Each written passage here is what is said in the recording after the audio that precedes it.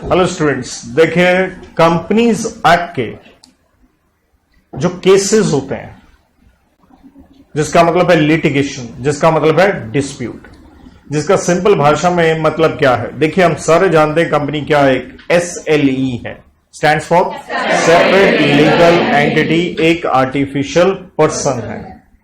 और under section 9 हम ये पढ़ते हैं company can sue and be sued. Company के ऊपर आप केस भी कर सकते हैं और कंपनी भी आपके ऊपर केस कर सकती है। अब प्रश्न ये है, क्या कंपनी से रिलेटेड जो लिटिगेशन है, जिसका मतलब हो गया जो झगड़े हैं, वो कहां जाएंगे? क्या वो एक साधारण कोर्ट में जाएंगे? देखिए साधारण कोर्ट की मेरे बच्चों आप सारे हायरार्की जानते होंगे, नॉर्मली 4 होती हैं, जिसे हम सबसे पहले कहते हैं लोअर कोर्ट या डिवीजन कोर्ट भी कह देते हैं। उसके ऊपर आता है डिस्ट्रिक्ट कोर्ट या जिसे सेशन कोर्ट भी कहते हैं, उसके ऊपर आता है हाई कोर्ट, फिर आता है सुप्रीम कोर्ट। क्या उसके केसेस नॉर्मल कोर्ट में जाएंगे? The answer is no. The reason is क्योंकि हमारे देश में कोर्ट्स में क्या होता है, तारीख पे तारीख, तारीख पे तारीख। और देश तभी ग्रो करेगा, देश तभी ग्रो करेगा अगर क्या ग्रो करेगा? बिजनेस, क्योंकि उसी से लोगों को क्या मिलनी है? एम्प्लॉयमेंट। तो हम चाहते हैं कॉर्पोरेट सेक्टर को एक अच्छा कंड्यूसिव एनवायरनमेंट मिले, बाहर वाली कंपनीज भारत में आए और क्या लगाएं? पैसा लगाएं। तो इसके लिए जो रिड्रेसल मैकेनिज्म है, जिसका मतलब है जो समस्याएं हैं अगर उनको सुलझाना है, वो हम नॉर्मल कोर्ट में ना जाएं। तो हमने ये कुछ प्रोटेक्टिव गियर्स बिल्कुल लगाए हैं कंपनीज एक्ट में। तो इसलिए आज आप क्या देखेंगे, जहां तक कंपनीज एक्ट से रिलेटेड जुडिशरी का सवाल है, उसके केसेस कहां जाएंगे?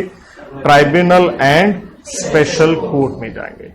तो नॉर्मली ट्राइब्यूनल को हम क्या कहते हैं? ये क्वासी जुडिशियल बॉडी है। क्या है? क्वासी जुडिशियल बॉडी, जिसका मतलब है लगभग कोर्ट जैसी, लगभग कोर्ट जैसी। और स्पेशल कोर्ट से तो नाम से पता चल रहा है ये है ही क्या? कोर्ट है, लेकिन क्या बनाई गई है? एक स्पेशल कोर्ट बनाई गई। किसके लिए? For companies. एक स्पेशल मतलब कोर्ट है, लेकिन एक अलग से बना दी गई है। किसके लिए? कंपनीज के लिए। और ट्राइब्यूनल क्या है? एक अलग से आपने एक सेपरेट बॉडी बनाई है, जिसके अंदर भी केसेस चलेंगे, लेकिन आपने उसको नाम क्या दे दिया है? Tribunal, right. तो हम ये समझेंगे आज कि कंपनीज से संबंधित केस क्या ट्राइब्यूनल में जाएंगे या स्पेशल कोर्ट में जाएंगे, या ये सब कुछ क्या है, क्या डिफरेंसेस है। कि सर मैंने तो ये सीखा है कि नॉर्मल सबसे निचली कोर्ट में अगर केस चलता है, मेरे को इंसाफ नहीं मिलता तो मैं अपील कर सकता हूं उससे ऊपर वाली कोर्ट पे, डिस्ट्रिक्ट कोर्ट पे। वहां नहीं मिला मैं हाई कोर्ट में जा सकता हूं, वहां नहीं मिला मैं कहां जाऊंगा? Supreme court. तो फिर वो किस तरह से मैनेज होगा, इसलिए आज हम इसके ऊपर यहां पे बात करेंगे, एक थोड़ा सा ब्रीफ मैनर में, लेकिन एक थोड़ी आपको नॉलेज मिल जाए। तो देखिए ऐसा है, ये 2 कॉलम पे आप कंसंट्रेट कीजिएगा, ट्राइब्यूनल वर्सेस स्पेशल कोर्ट। एक और कॉलम है एमसीपी, क्या है उसको एक बार इग्नोर करेंगे हम।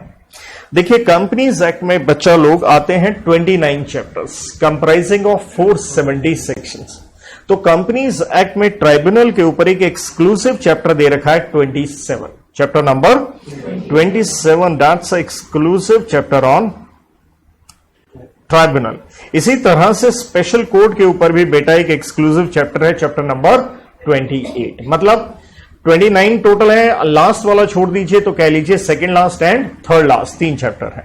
ट्राइब्यूनल के ऊपर आता है section 407 till 434 and special court exactly उसके बाद चैप्टर स्टार्ट हो जाता है 435 से 446, एग्जैक्टली कहूं तो बी तक है। उसके बाद चैप्टर 29 आ जाता है मिसलेनियस फ्रॉम 447 ऑनवर्ड। अब एक बार ये सेक्शन देखिए 442, यहां से आपको सीखने का मिल गया कि ये सेक्शन किसके अंदर आ गया? चैप्टर नंबर 28 स्पेशल कोर्ट के अंदर आ गया। एम आई राइट? ये एक चीज आप समझ रहे हैं यहां से। ये क्या है इसके ऊपर हम बाद में आएंगे। देखिए इसलिए मैंने इसका भी चैप्टर क्या लिखा है, 28 ही मेंशन किया है। Now as I said regarding tribunal, उसका नेचर क्या है? ये क्वासी जुडिशियल बॉडी है, लगभग कोर्ट जैसी, जिसे हम कहेंगे that adjudicates matters pertaining to what? Companies in India. मतलब भारत में कंपनी से रिलेटेड जो भी केसेस होंगे उसके ऊपर ये अपना क्या देंगे? डिसीजन देंगे। और दूसरा स्पेशल कोर्ट क्या करता है? Adjudicates matters pertaining to companies in India. मतलब स्पेशल कोर्ट भी क्या है? सेम आंसर बता रहा हूं कि नेचुरल है जो कंपनीज के केसेस हैं उनके ऊपर निर्णय, डिसीजन कौन देगा? ट्राइब्यूनल या स्पेशल कोर्ट। लेकिन क्वेश्चन तो यही ना, कब ट्राइब्यूनल में केस जाएगा, कब स्पेशल कोर्ट में जाएगा। तो अगला पॉइंट आप देख रहे हैं, स्टेब्लिश्ड ट्राइब्यूनल को किसने बनाया, स्पेशल कोर्ट को किसने बनाया। देखिए स्वाभाविक है, ट्राइब्यूनल को कौन बनाएगा, सेंट्रल गवर्नमेंट। मैंने साथ में सेक्शन भी कोट किया, उसका मैं ज्यादा जिक्र यहां नहीं करूंगा, लेकिन सेक्शन आपको नजर आ रहा होगा। तो स्पेशल कोर्ट भी स्वाभाविक है, कौन बनाएगा, सेंट्रल गवर्नमेंट। लेकिन मैंने ब्रैकेट में एक बड़ी बढ़िया लाइन लिख के दी है, इस्टेब्लिश्ड और डेजिग्नेटेड। इस्टेब्लिश का मतलब क्या हुआ, या तो नई कोर्ट बनाई आपने। डेजिग्नेटेड का मतलब क्या हुआ, यह है सीखने वाला मतलब। इसका मतलब क्या है, एक पुरानी कोर्ट है। कौन सी कोर्ट है, पुरानी कोर्ट। सर बिल्डिंग की बात करो, अरे नहीं, प्रॉपर कोर्ट की बात कर रहा हूं, प्रॉपर जजेस की बात कर रहा हूं। जैसे मान लीजिए सेशन कोर्ट है, कौन सी कोर्ट है, सेशन कोर्ट, जहां पे क्रिमिनल केसेस चलते हैं, राइट, जिला लेवल पे, जिसे हम सेशन कोर्ट कहते हैं। तो दरअसल अब आप सोचो, एक नई कोर्ट बनानी होगी सरकार को, तो एक नई बिल्डिंग चाहिए, खर्चा। नंबर 2, नए जजेस अपॉइंट करने होंगे, खर्चा। बहुत ऑफिसर सर्वेंट अपॉइंट करने होंगे, खर्चा। सरकार कहती है हमारे पास पैसे कहां हैं, और तुम्हारे ऊपर टैक्स ज्यादा लगाएंगे, तुम रोगे। तो सरकार ने क्या किया, ये पुरानी ही कोर्ट को, किसको, सेशन कोर्ट को कहा कि हम आपको क्या बना रहे हैं, स्पेशल कोर्ट। तो दैट मीन्स वही पुरानी कोर्ट क्या बन जाएगी, स्पेशल कोर्ट, जिसमें किसके चलेंगे, कंपनीज के केसेस चलेंगे। इसलिए वर्ड यहां क्या था, डेजिग्नेशन। अब तीसरी बात आती है, पर्पस क्या है। As I said, speedy disposal of case, फटाफट, ताकि एक कंड्यूसिव बढ़िया इन्वायरमेंट मिले, किसको, कॉर्पोरेट सेक्टर को। तो बता दूं, ट्राइब्यूनल को अपना ऑर्डर देना पड़ता है कितने दिन में, 3 महीने में।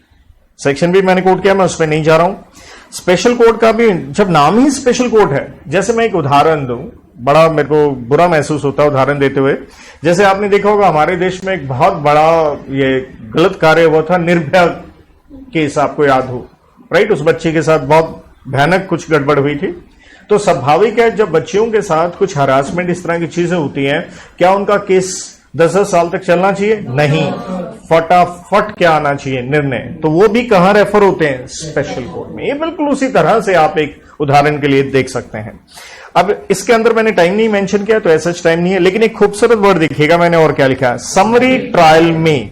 समरी ट्रायल का मतलब क्या होता है, माना आपने ये नहीं बताया कितने दिनों में केस क्या करना है, डिस्पोज, जैसे यहां बता दिया ट्राइब्यूनल में कितने दिन, 3 महीने। तो समरी ट्रायल का मतलब भी क्या होता है, फटाफट। समरी ट्रायल का मतलब होता है डेली बेसिस पे ट्रायल, जिसका मतलब है रोज कार्रवाई होगी। तो इसका मतलब है निर्णय क्या आ जाएगा, बहुत जल्दी आ जाएगा, राइट। अब बढ़िया पॉइंट आ रहा है, पावर्स वाला। ट्राइब्यूनल के पास कौन सी पावर है, सिविल कोर्ट की पावर्स है। देखिए हमारे देश में जब हम कोर्ट की बात करते हैं, तो कोर्ट को हम 2 भाग में लेके चलते हैं, एक कौन सी, सिविल, दूसरी कौन सी, क्रिमिनल। नाम, सिविल को हम हिंदी में कहते हैं दीवानी, और क्रिमिनल को कहते हैं फौजदारी के मुकदमे जो होते हैं। तो नाम से पता चल रहा है ट्राइब्यूनल में कौन से केसेस जाएंगे, जहां जेल वाली बात नहीं है, जहां जेल नहीं होगी, फाइन लगेगा। और स्पेशल कोर्ट में कौन से, आप देख रहे हैं कौन सी पावर लिख के दी है मैंने, क्रिमिनल कोर्ट। दैट मीन्स जब आपको इंप्रिजनमेंट देनी है, तो केस कहां जाएगा, स्पेशल कोर्ट में, राइट। देन सर, ट्राइब्यूनल में जैसे हमने सुना कोर्ट में जज होता है, तो पहली बात यहां देख लीजिए, स्पेशल कोर्ट में तो कौन है, जज और मजिस्ट्रेट ही है। लेकिन ट्राइब्यूनल में जो हेड होता है, देखिए वर्ड क्या लिखा है मैंने, हेडेड बाय। तो जो हेड होता है उसको क्या कहते हैं, president. He is not the president of the country, please ये ध्यान रखिएगा, प्रेसिडेंट कहते हैं। और क्या होते हैं उसके अंदर, मेंबर्स होते हैं। और मेंबर्स आपको दिखेंगे 2 प्रकार के, एक कौन से, जुडिशियल, नाम से ही पता चल रहा है जिनका लीगल बैकग्राउंड है, जैसे जज वगैरह, एडवोकेट, 10 साल की प्रैक्टिस वाला एडवोकेट आ सकता है। देन मेंबर आपको दिखेंगे टेक्निकल, नाम से पता चल रहा है जिनकी स्पेशलाइजेशन, जो एक्सपर्ट हो डिफरेंट फील्ड में। तो बच्चों ये है आपके लिए ग्रेट। क्यों ग्रेट, क्योंकि टेक्निकल मेंबर में कौन आ रहा है, जिनका 15 साल का प्रैक्टिसिंग रिकॉर्ड है, कौन, चार्टर्ड अकाउंटेंट, कॉस्ट अकाउंटेंट या कंपनी सेक्रेटरी। क्या सीखा आपने ये सीखा भाई साहब, अच्छे से अपना कोर्स कीजिए, बड़ी वैल्यू है। 15 साल की प्रैक्टिस के बाद आप ट्राइब्यूनल में पहुंच जाएंगे, सोच के देखिए, आप उसके मेंबर बन जाएंगे, राइट। और जो प्रेसिडेंट वगैरह होता है, ये भी लीगल बैकग्राउंड से होते हैं, जज वगैरह होते हैं, ऐसे नहीं कि किसी को भी उठा लिया। लेकिन मैंने एक चीज ब्रैकेट में और लिख के दी है, चेयरपर्सन इफ 80। क्या लिखा है, चेयरपर्सन इफ 80। सर ये क्या है, देखिएगा ऐसा है कि भाई मान लीजिए ट्राइब्यूनल में केस गया, जिसे हम कहते हैं NCLT, stands for national company law tribunal. यहां पे आपको इंसाफ नहीं मिला तो स्वाभाविक है आप कहां क्या करोगे, अपील करोगे। अपील हमेशा कहां की जाती है, हायर अथॉरिटी को। तो इसलिए हमने कहा कंपनीज एक्ट में अगेन आपको टेंशन नहीं, हमने ट्राइब्यूनल के साथ में क्या बना दिया, ये वर्ड है eighty, stands for appellate tribunal. A word नया डाल दिया, उसके ऊपर एक और बॉडी बना दी, राइट। तो क्या लिख दिया मैंने कि yes appeal against order of NCLT. और वहां पे भी नहीं इंसाफ मिला आपको, तो देखिए हमारा एक कॉन्स्टिट्यूशनल राइट है। क्या है, कॉन्स्टिट्यूशनल राइट है, कोई भी आदमी कहां जा सकता है, सुप्रीम कोर्ट। तो सुप्रीम कोर्ट में स्टिल आप जा सकते हैं उसके बाद। तो दैट मीन्स अपील करने के लिए कितने लेवल हुए, 2 हो गए, क्योंकि पहला यहां केस गया तो अपील के कितने लेवल हुए, ये 2 बने आगे से आगे। और ये एग्जैक्टली सेक्शन 423 में लिख के भी दिया गया, आप सुप्रीम कोर्ट में जा सकते हैं। तो इसलिए अगर आप एपीलेट ट्राइब्यूनल में जाते हो, उसका जो हेड है उसको प्रेसिडेंट नहीं कहते, उसको क्या कहते हैं हम, चेयरपर्सन। और वहां पे भी ये 2 प्रकार के मेंबर होते हैं, जुडिशियल एंड टेक्निकल। तो देखिए आपके कोर्स से रिलेटेड ढंग से कीजिए, कल स्काई इज द लिमिट, मतलब आप किसी भी बड़े लेवल पे जा सकते हैं। लेकिन जब तक आपको चीजें नहीं पता होंगी, आप इस सब्जेक्ट पे शायद क्या ना करें ढंग से मेहनत। तो मेहनत अच्छे से कीजिए भाई साहब, खूबसूरत चीजें और आएंगी, आते हैं उस पर। उससे पहले स्पेशल कोर्ट में देख लेते हैं। तो पहले क्या थी, स्पेशल कोर्ट। और मैंने ब्रैकेट में लिख भी दिया है, जैसे पहले ऊपर मैंने नॉलेज दिया था कि सेशन कोर्ट को डेजिग्नेट किया जा सकता है, उस लेवल की होती है। तो आप सारे जानते हो सेशन कोर्ट के ऊपर अगर यहां पे स्पेशल कोर्ट में आपको इंसाफ नहीं मिला तो अपील कहां करोगे, ऊपर वाली कोर्ट क्या होती है, हाई कोर्ट। और हाई, और यहां पे एग्जैक्टली सेक्शन भी लिखा है कि 437 में आप कर सकते हैं। और जैसे मैंने कहा सुप्रीम कोर्ट में अपील करना तो आपका क्या है, कॉन्स्टिट्यूशनल राइट होता है। तो इस तरह से, तो मेन अगर यहां तक आप डिफरेंस निकालें, आपने क्या सीखा, ट्राइब्यूनल में सिविल मुकदमे और स्पेशल कोर्ट में क्रिमिनल वाले, राइट। अब सर ये ट्राइब्यूनल एक्सक्लूसिव है क्या कंपनीज एक्ट के लिए, तो देखिए हम इसे कह सकते थे कि बिल्कुल एक्सक्लूसिव स्टार्टिंग में बनाई गई। जैसे देखिए ज्यूरिसडिक्शन क्या है ट्राइब्यूनल की या एपीलेट ट्राइब्यूनल की, किसके लिए, कंपनीज के लिए। दरअसल हुआ क्या, कंपनीज एक्ट में से एक हिस्सा हटा दिया गया। क्या कर दिया गया, हटा दिया गया। कौन सा हिस्सा हटा दिया गया बेटा जी, चैप्टर नंबर 20 आता है कंपनीज एक्ट में, वाइंडिंग अप में। और वाइंडिंग अप 2 प्रकार की होती है, एक होती है कंपल्सरी और एक होती है वॉलेंट्री। वो वॉलेंट्री वाला हिस्सा कंपनीज एक्ट में से हटा दिया गया, वो सेक्शन रिमूव कर दिए गए। दरअसल उसकी जगह एक नया हमने कानून बना दिया, IBC, stands for insolvency and bankruptcy code 2016। आप यहां क्लियरली देख सकते हैं आईबीसी कब बना है, बाद में बना है, कंपनीज एक्ट कब बना है, पहले बना है। तो स्वाभाविक है आईबीसी में भी तो कौन आ गया, कंपनी आ गई। तो इसलिए ट्राइब्यूनल किसका हुआ, कंपनीज एक्ट के लिए भी एंड आईबीसी के लिए भी। यहां तो समझ में आता कि दोनों कंपनी है। लेकिन एक चीज और बता दूं हल्का सा साथ में, किसके लिए, हमारे देश में एक कानून है कॉम्पिटिशन एक्ट। स्वाभाविक है बड़े पैमाने पे कॉम्पिटिशन करता ही कौन है, कंपनीज करती हैं। पहले कॉम्पिटिशन एक्ट्स के जो ट्राइब्यूनल थे अलग होते थे, क्या होते थे, अलग होते थे। लेकिन वो अब खत्म करके वो एक तरह से किधर मूव कर दिए गए हैं, यही वाले ट्राइब्यूनल में ही कंपनीज एक्ट के भी केसेस चलेंगे। बिकॉज सरकार का यूं कह लीजिए मानना क्या है कि घूम फिर के कंपटीशन भी कौन कर रहा है, कंपनीज। वो अलग में जाएं, कंपनीज एक्ट के मुकदमे अलग जाएं, यार इन ट्राइब्यूनल को क्या कर दो आप, क्लब कर दो, राइट। देन अब एक और खूबसूरत चीज जो क्या है ट्राइब्यूनल में, देखिए आपके सामने ये सेक्शन भी कोट किया मैंने 432, right of legal representation at tribunal और एपीलेट ट्राइब्यूनल। मतलब केस लड़ेगा कौन ट्राइब्यूनल में, बेटा आपको भी हक दिया गया है। सर हमने तो सुना था कोर्ट में ये जो होते हैं एडवोकेट ही होते हैं, बेटा एडवोकेट के अलावा ये तीनों प्रोफेशनल आगे आपके सामने है, chartered accountant, cost accountant and company secretary. तो आप अपना करियर बना सकते हो पूरे का पूरा, किसमें, ट्राइब्यूनल में। और आप तो बहुत ही अच्छे एक कह लीजिए केपेबल प्रोफेशनल बनेंगे, क्योंकि ध्यान दीजिएगा आप टेक्निकल भी हैं क्योंकि आपको बहुत नॉलेज है अकाउंटिंग वगैरह की भी, और आप एक जुडिशियल टाइप भी होंगे क्योंकि आप अपने कोर्स में क्या पढ़ते हैं, बहुत ज्यादा लॉ भी पढ़ते हैं। So look at the prospective you have in your future career, कि किस तरह से मैंने अपना करियर बनाना है। देन कुछ अलग से चीजें स्पेशल कोड के ऊपर, जैसे मैंने एक सेक्शन लिख के दिया 239 नॉन कॉग्निजेबल ऑफेंस। सर इसका मतलब क्या है, जैसे मैंने बताया स्पेशल कोर्ट में कौन से मुकदमे चलते हैं, क्रिमिनल, जहां जेल होगी। तो कई बार आपने सुना होगा हमें पुलिस सीधा ही क्या कर लेती है, गिरफ्तार कर लेती है। तो देखिए नॉन कॉग्निजेबल का मतलब है कंपनीज एक्ट में सारे जो मुकदमे होंगे वो सारे ऑफेंस होंगे, कौन से होंगे? नॉन कॉग्निजेबल, जिसका मतलब है कोई भी गिरफ्तार नहीं होगा बिना वारंट के। लिख के भी दिया मैंने, means no arrest without what? Warrant. तो इतनी डरने वाली बात, जैसे आप भी एक प्रोफेशनल हो, कंपनी से रिलेटेड हो सकता है कल आप कुछ डिफॉल्ट करो, फ्रॉड कर दो, गॉड नोज, लेकिन टेंशन की बात नहीं है, सीधा आपको पुलिस गिरफ्तार नहीं करेगी। कोर्ट से क्या लेके आएगी? वारंट। या आपको कोई गिरफ्तार करने आ जाए तो आप पहले कह सकते हो भैया वारंट है तेरे पास। लेकिन एक ऑफेंस ऐसा है जहां पुलिस आपको बिना वारंट के गिरफ्तार कर पाएगी।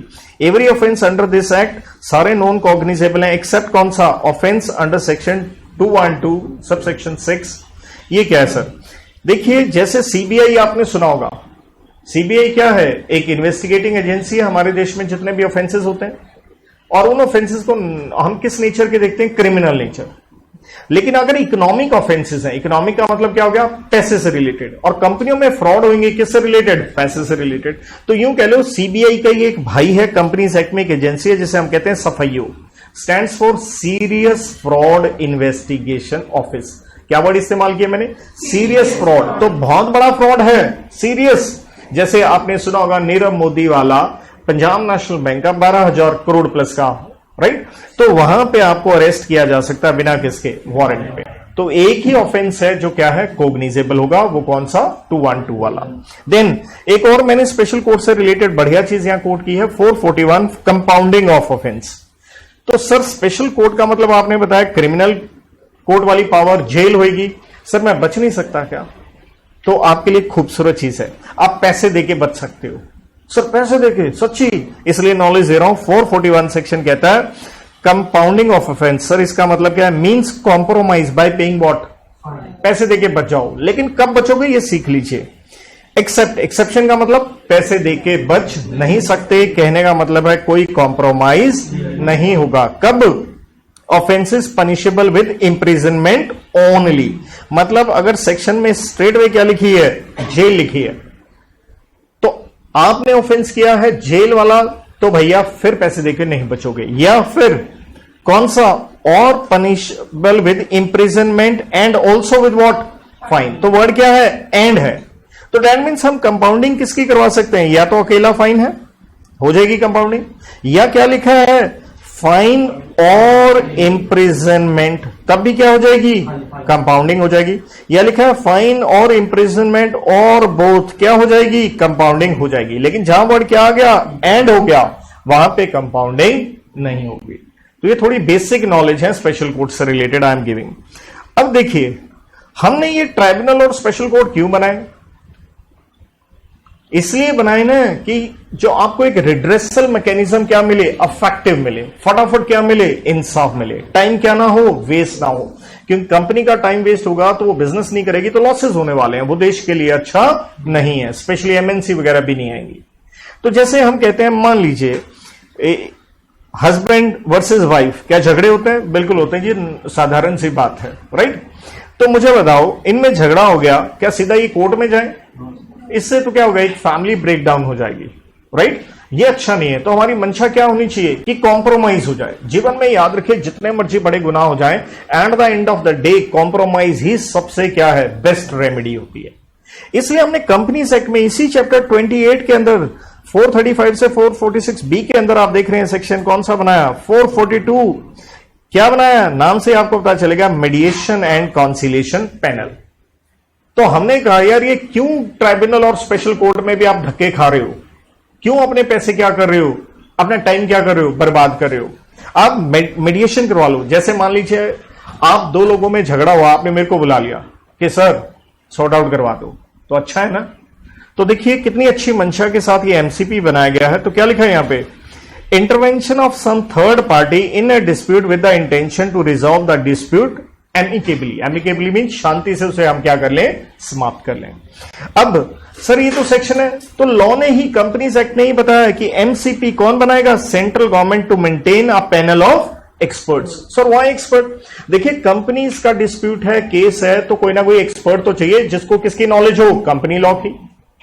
तो इसलिए ये ऐसा कोई नहीं है, ये आर्बिट्रेशन की तरह नहीं है कि कोई भी किसी जज को आप पकड़ ले, किसी भी थर्ड पार्टी को आपने अपना क्या बना दिया? जज। ये दरअसल यूं कह लीजिए, ये फटाफट आपकी हेल्प करवाने वाला व्यक्ति एक क्या है, एक्सपर्ट है, और उसका क्या बनाया है सरकार ने, एक पैनल, कि यहां से एक आदमी आ जाएगा, आपकी क्या करेगा, सहायता करेगा, फटाफट हम केस को क्या कर देंगे, खत्म। जैसे यहां देखिए अगेन यहां पे भी ऑर्डर कितने दिन में आ जाएगा, 3 महीने में, जैसे हमने यहां ट्राइब्यूनल में बात करी थी। सर इसके अंदर कौन होते हैं, जैसे मैंने बताया एक्सपर्ट, तो बेटा कल आप ही एमसीपी में आ सकते हो। अगेन तजुर्बा कितने साल का, 15 साल तजुर्बे वाले सीए यहां आ सकते हैं। For mediation between what parties during the pendency of any proceeding before. लेकिन अगर केस किसके पास चल रहा है, ध्यान दीजिएगा 3 चीजें लिखी हैं, या तो केस मतलब कार्रवाई कहां चल रही है, सेंट्रल गवर्नमेंट के पास, कहां चल रही है, ट्राइब्यूनल के पास, कहां चल रही है, एपेलेट ट्राइब्यूनल। इंटरेस्टिंग वर्ड देखिए, क्या मैंने यहां स्पेशल कोर्ट लिखा, मॉरल ऑफ द स्टोरी, अगर केस कहां चला गया, स्पेशल कोर्ट में, तो एमसीपी का कोई रोल नहीं है, क्योंकि हमने क्या कहा, हमने क्लियरली कहा during the pendency of any proceeding, मतलब अगर केस ट्राइब्यूनल वगैरह में चल रहा है, भैया फटाफट किसके पास चले जाओ, एमसीपी के पास, 3 महीने में काम खत्म हो जाएगा, राइट। तो ये थी मेरी तरफ से एक बेसिक आप लोगों के लिए इससे रिलेटेड नॉलेज। Thank you.